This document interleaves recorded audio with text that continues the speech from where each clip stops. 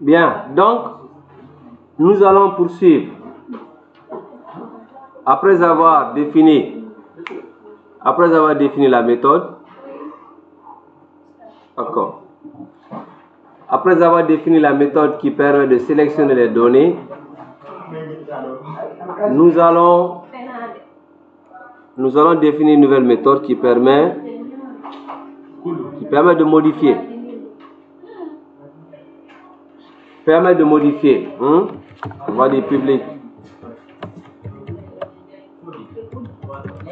Modifier. Gardez le silence. Modifier le client.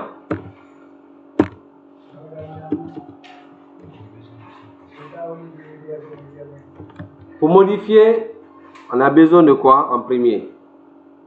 On doit connaître quoi fondamentalement? L'ID du client que nous devons modifier. Et cet ID là, on l'a récupéré depuis la fonction sélectionner client en sortie. Donc, grâce à ce paramètre de sortie, nous allons pouvoir cette fois-ci envoyer le même paramètre, mais cette fois-ci en entrée. Donc, entrée, il n'y a pas de spécification. Donc, je mets int numCli. Et après, il y a les données aussi qui peuvent être modifiées, notamment le nom. On peut modifier aussi le prénom. On peut modifier l'adresse. On peut modifier le téléphone du client.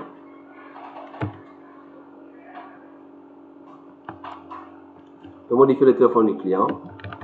Et après avoir modifié, on doit pouvoir actualiser. On doit pouvoir actualiser la liste pour que l'on puisse se rendre compte effectivement que les modifications ont été prises en compte.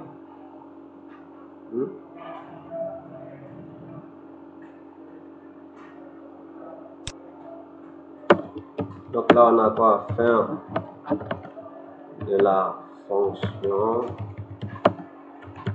modifier client.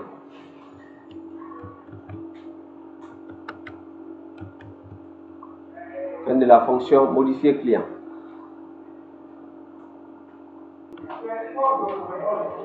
Pour apporter la modification.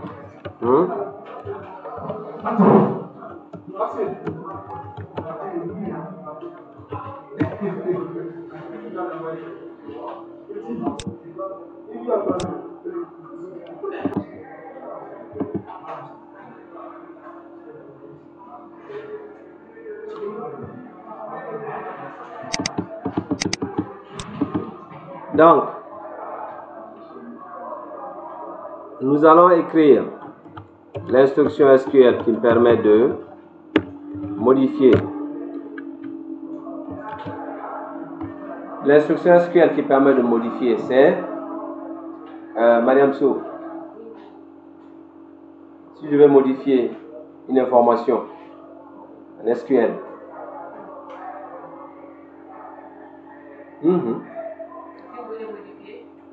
j'ai une information, une ligne ou un enregistrement à modifier en utilisant du SQL. Comment je dois formuler ma requête?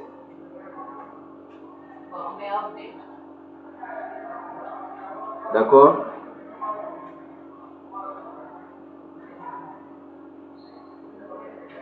Et c'est fini. On met update, le nom de la colonne à sélectionner.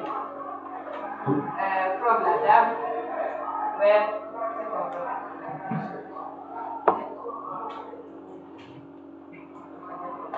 Que tu n'as pas encore le SQL dans tes cordes. Tu n'as pas bien saisi? Tu as oublié.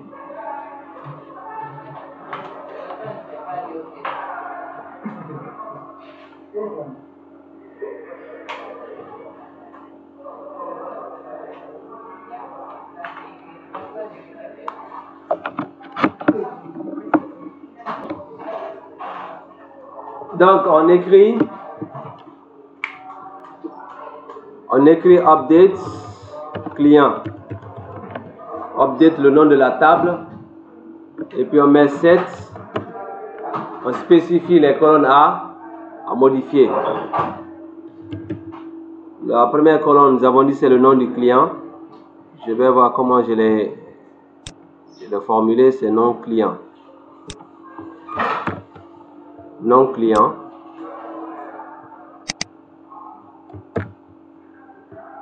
Update client, 7 nom client égale. Attention.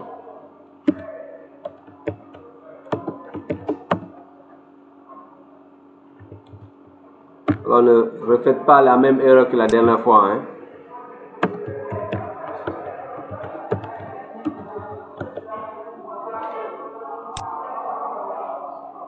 Après le nom, on peut modifier aussi le prénom.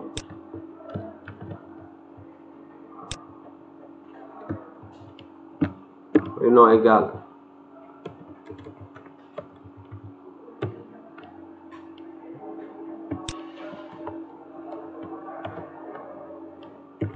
Prénom.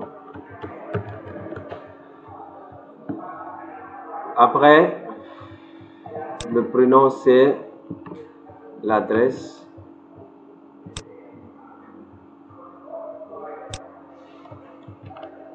Adresse égale.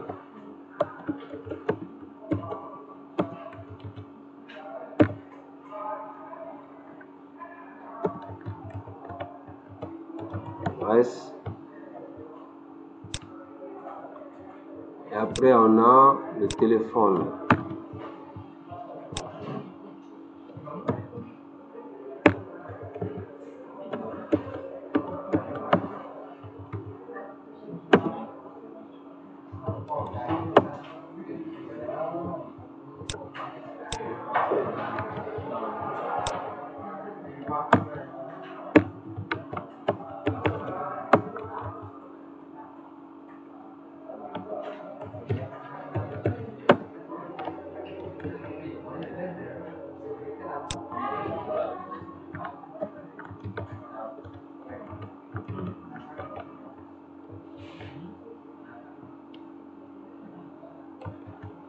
Donc voilà comment on fait la modification.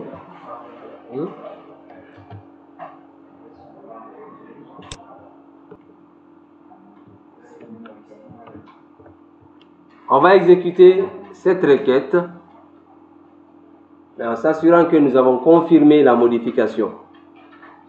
Donc je vais, si vous vous rappelez, j'avais déclaré en amont une variable que j'ai nommée dialogue résulte réponse. Donc à travers cette variable, je vais demander à l'utilisateur est-ce qu'il souhaite véritablement modifier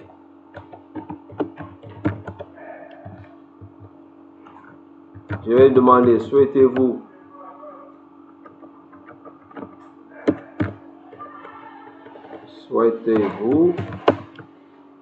vraiment modifier ce client. Gestion des clients. Ça c'est le titre de la boîte de dialogue. Ensuite, on va lui demander si c'est oui ou non. Et c'est une question. C'est une question qui est posée. Est-ce qu'il souhaite vraiment modifier?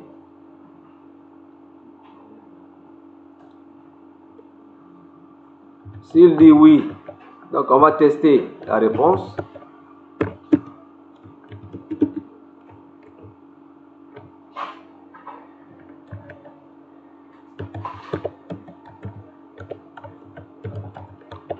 S'il dit oui, on fait quoi? Donc on valide la modification.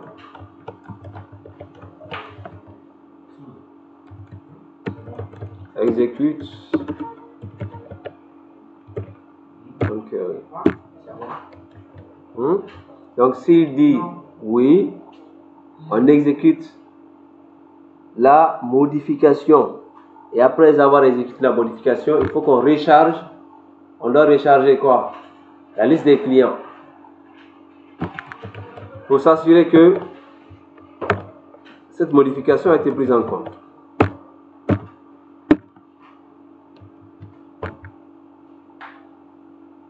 Et après, on peut vider, on peut nettoyer les champs.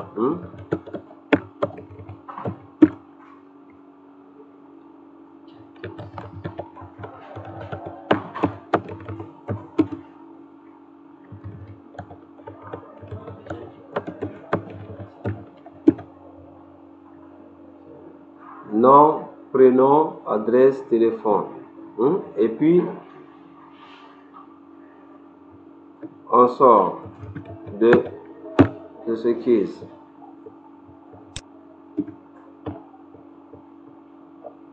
Quand il dit non,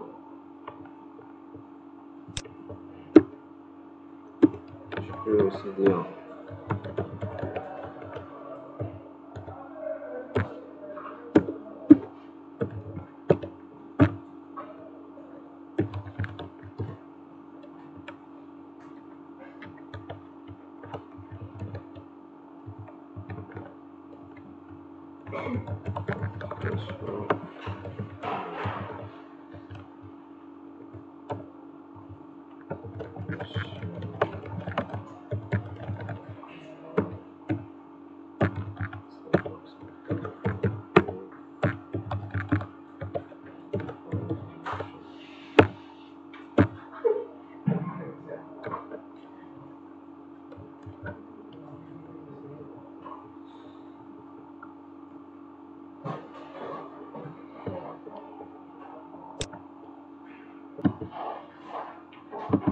selon le schéma relationnel que nous avons établi, pour pouvoir supprimer un client, il faudrait d'abord que tu sois capable de supprimer tous les enregistrements relatifs à ce client dans la table automobile, avant de supprimer d'abord le client.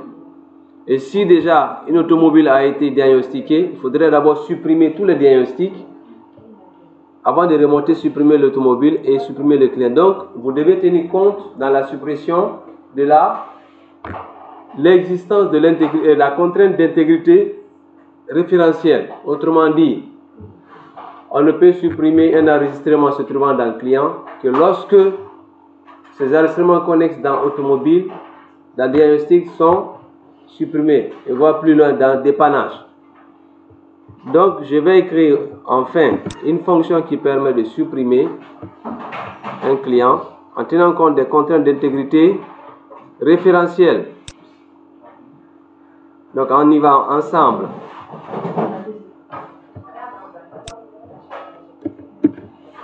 On va écrire la fonction que je vais nommer supprimer client, dont le paramètre sera quoi? Int, le numéro du client à supprimer, et il faut après suppression actualiser la liste à travers Data Grid View.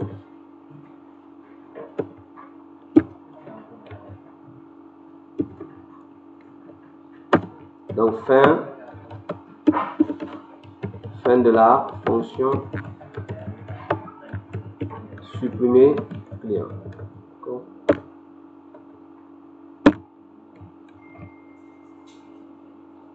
Pour supprimer un client, la requête SQL qu'on utilise, c'est quoi?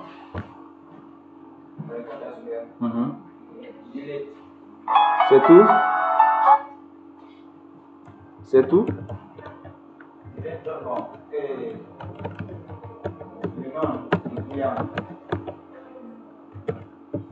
Continue.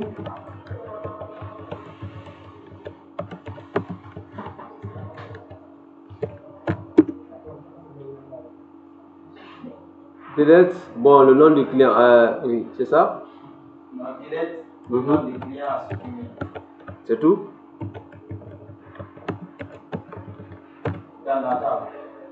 Donc on fait delete from le nom de la table, where le champ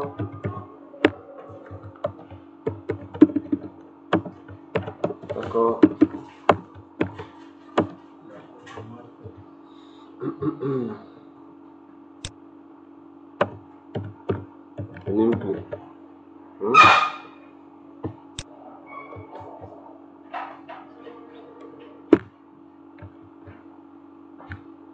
Après, on va demander s'il souhaite supprimer.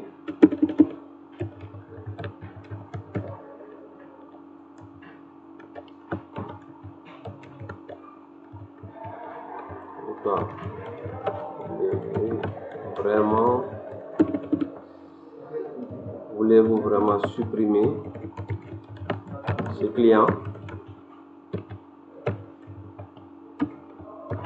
La gestion des clients. Message box bouton point. Yes, no. Message box bouton point. Voulez-vous vraiment supprimer ce client? S'il dit oui, alors on va exécuter la requête. Donc s'il dit oui,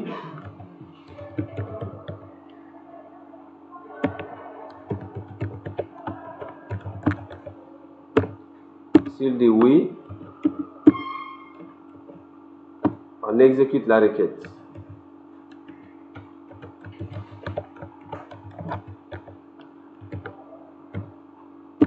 Et on recharge la liste.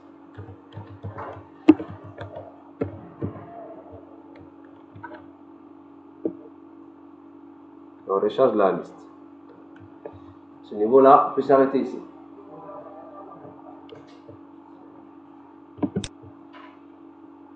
Nous allons, chef, on y va. Après avoir donc défini ces différentes méthodes, nous allons les utiliser dans notre formulaire. La première fonction que nous avons définie, c'est pour charger la liste des clients. Donc, vous allez double-cliquer sur la barre de titre de ce formulaire. Double-cliquez sur la barre de titre du formulaire. Forme liste client.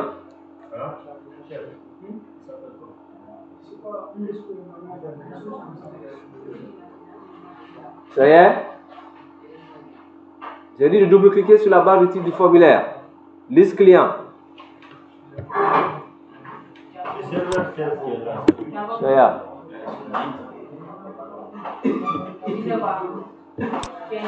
Et voilà. Et derrière, suivez. On va finir avec ça. C'est bon? Je vais instancier notre classe qui s'appelle client. Je vais instancier la classe client, mais je mets CL égale à new client. D'accord? Ensuite, pour charger la liste des clients, j'utilise ma méthode charger liste client et je lui envoie comme paramètre le nom de la data grid view. Donc par défaut, je m'arrange à ce que le bouton supprimer, ne doit pas être actif.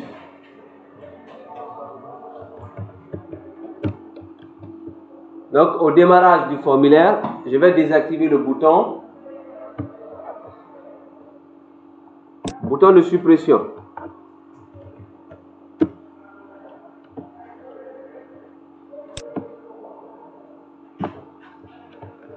Au changement du formulaire, le bouton de suppression est désactivé.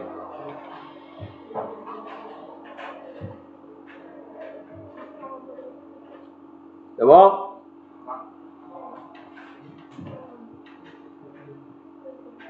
Après, Vous sélectionnez la Data Grid View. Il faut suivre, hein? Après ça, on termine. Vous n'allez pas après dire on n'a pas compris. Je sélectionne la Data Grid View. Vous allez dans Propriétés. Propriétés. Propriétés. Vous cliquez sur Événements. Cliquez sur l'icône Événements. Ensuite, vous double-cliquez sur Cell Click. Double-cliquez sur l'événement Cell Click. Vous sélectionnez Data Grid View. Vous allez dans Fenêtre Propriétés. Vous cliquez sur Événement. Et vous double-cliquez sur l'événement Cell Click.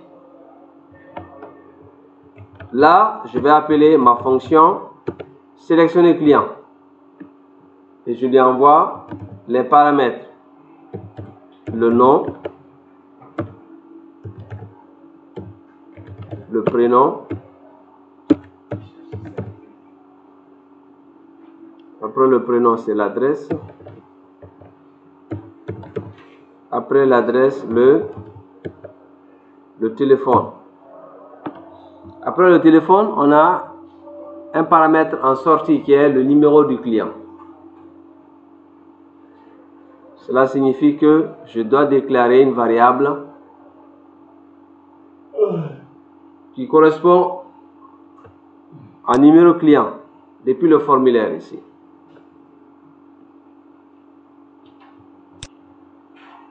Donc vous déclarez dans le formulaire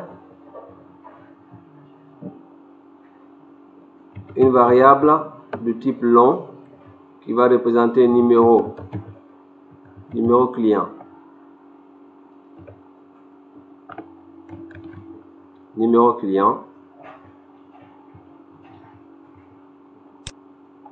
qui va être le vis-à-vis de cette variable. Et puis liste client.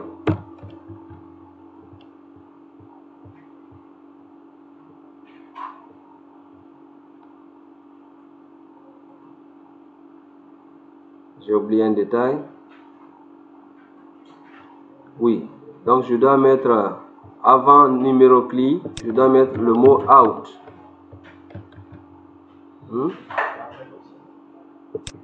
À l'appel aussi on doit le faire. Et à la déclaration et à l'appel, on doit mettre out.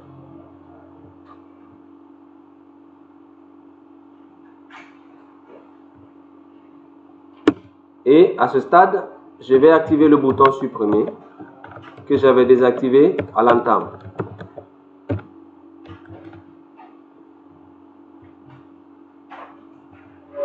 Ça, c'est pour éviter de cliquer sur supprimer en n'importe quel moment et n'importe comment. On ne doit supprimer que lorsqu'on a sélectionné.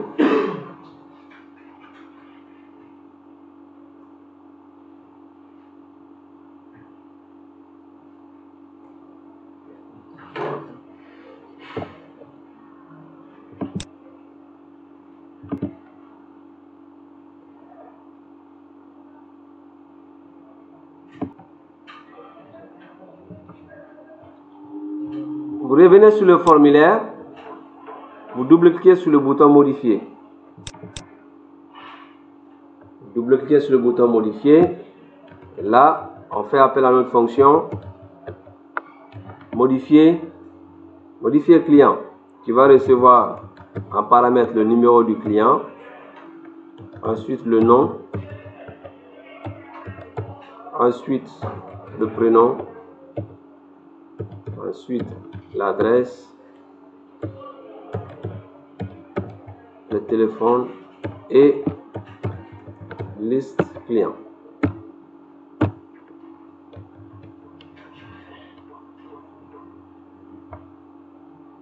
Et après modification, on désactive le bouton supprimer.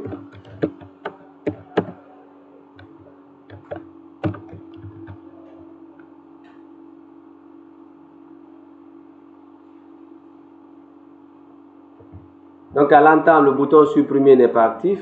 Lorsque je sélectionne une ligne, je l'active. après modification ou suppression, je le désactive.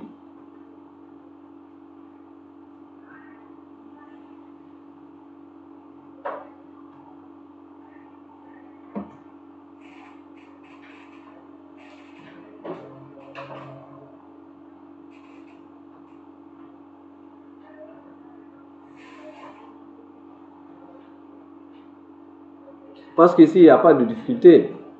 Il suffit juste d'aligner les éléments. Je reviens sur le formulaire. Vous double-cliquez sur le bouton supprimer. Vous double-cliquez sur le bouton supprimer. On met supprimer client. Il n'y a que deux paramètres, le numéro et la liste. Et là également, je vais désactiver le bouton supprimer après modification.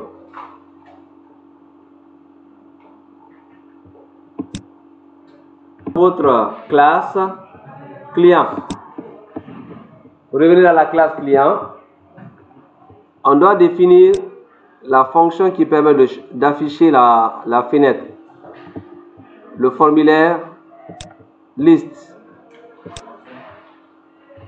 Vous allez définir une fonction qui permet d'afficher le formulaire liste client.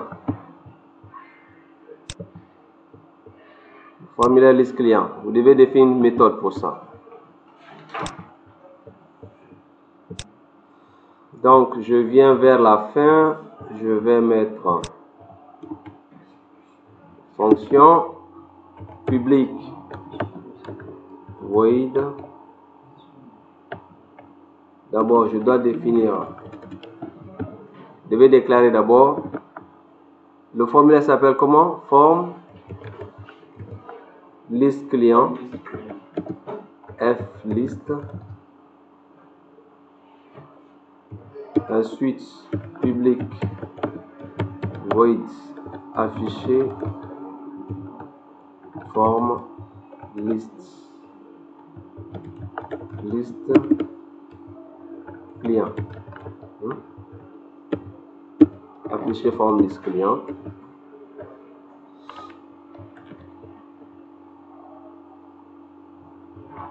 Donc on dit F list reçoit new forme liste client et F list point show.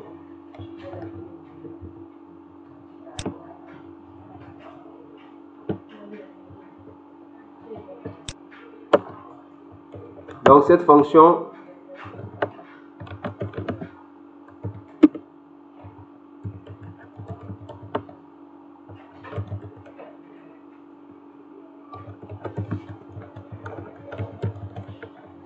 permet de faire quoi? D'afficher le formulaire. D'afficher le formulaire.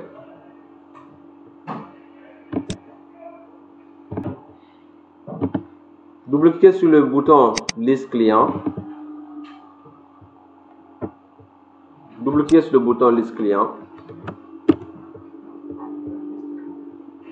Ensuite, vous mettez CL point afficher forme liste client. Vous double-cliquez sur le bouton liste client et vous tapez CL point afficher forme liste client.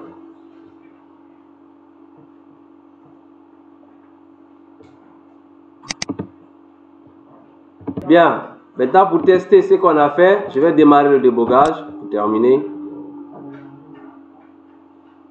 Je vais démarrer le débogage.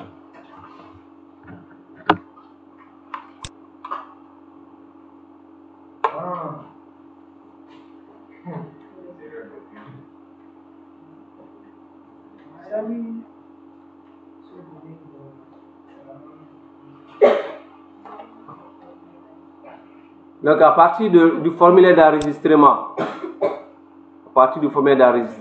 je peux ajouter, je sais pas comment ça s'appelle d'ailleurs. Je vais ajouter par exemple Alpha Ousmane. Tu habites à Coléa, c'est ça?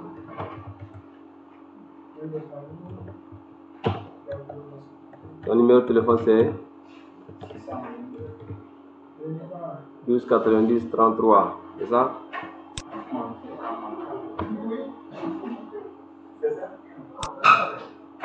Maintenant, quand je clique sur liste client,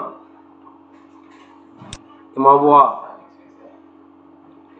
la liste, d'accord? Mais triée par ordre alphabétique des noms de famille.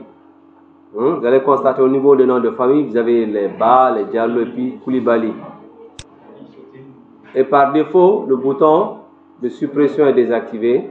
Donc, quand je clique par exemple sur un nom, il récupère les informations, il les affiche dans les zones. D'accord?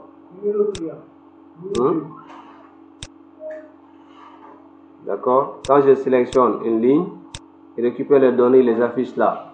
Donc quand par exemple, je modifie pour Ba Boubacar, je vais changer son numéro de téléphone. 600, je mets par exemple 628 09 11 72. Ba Boubacar habite à Imbaya. Habite à Imbaya Taneri. Imbaya Taneri, je dis comme ça. Après, je clique sur. Vous suivez, hein? Après ça, je clôt, hein? Voilà. Je dis Ba Boubacar, je vais éditer ces renseignements. Le numéro de téléphone, j'ai changé, l'adresse, et puis je dis modifier. Donc on me demande est-ce que je veux modifier? Souhaitez-vous vraiment modifier ce client? Donc le oui, le yes no que vous avez vu tout à l'heure au niveau de code, c'est le oui ou non.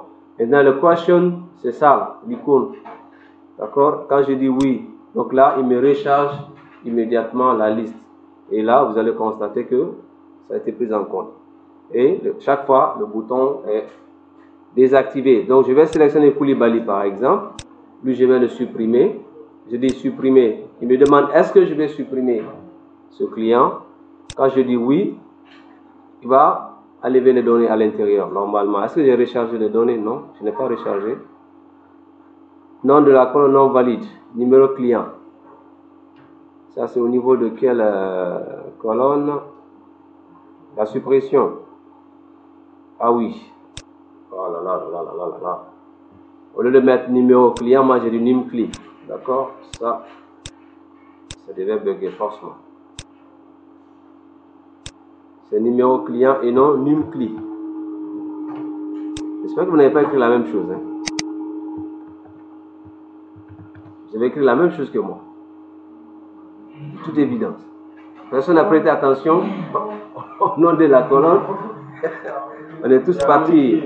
On a tous tapé poteau. Et voilà, là c'est clair. Ah bon, c'est pas toi. D'accord, je vais vérifier. Je vais vérifier à nouveau avant de clore l'émission d'aujourd'hui. D'accord, donc je sélectionne Koulibaly et puis je dis de supprimer. Et là, voilà, c'est parti. Bien. On se retrouve le mercredi.